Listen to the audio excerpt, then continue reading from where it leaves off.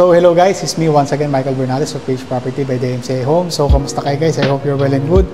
So right now, we're here at the Fairlane Residences. So papakita ko sa inyo yung isang 2-bedroom inner unit.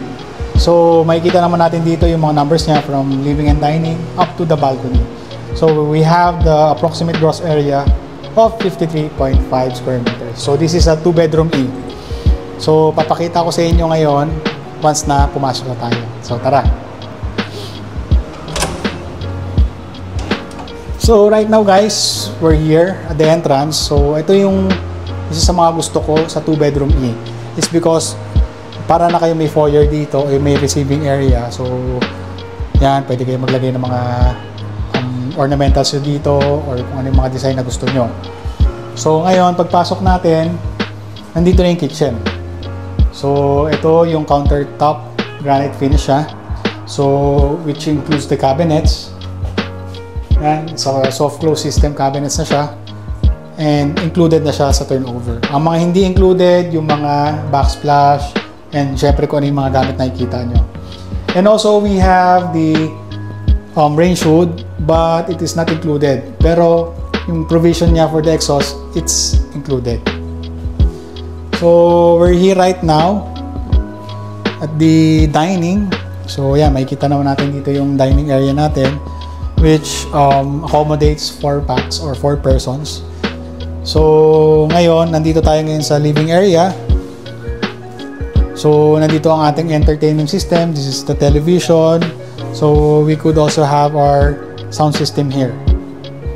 And on this side, meron tayong 1 toilet and bathroom. For the 2-bedroom, isa lang siya. Pero sa 3-bedroom natin, dalawa.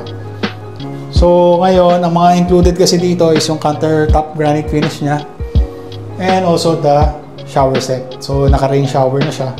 So ayan.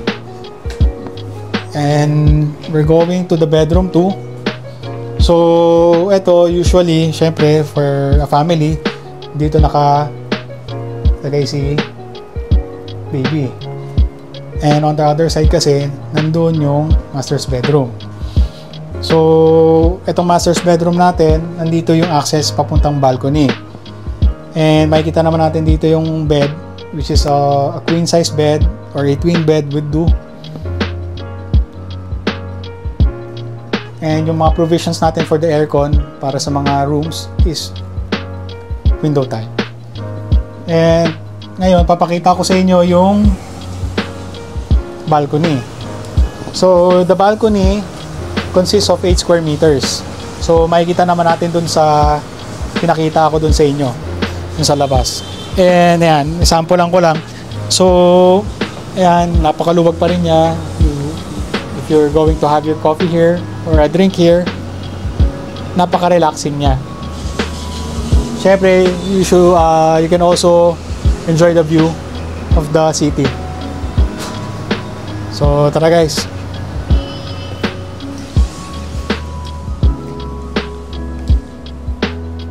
So ito guys yung 2-bedroom in natin again.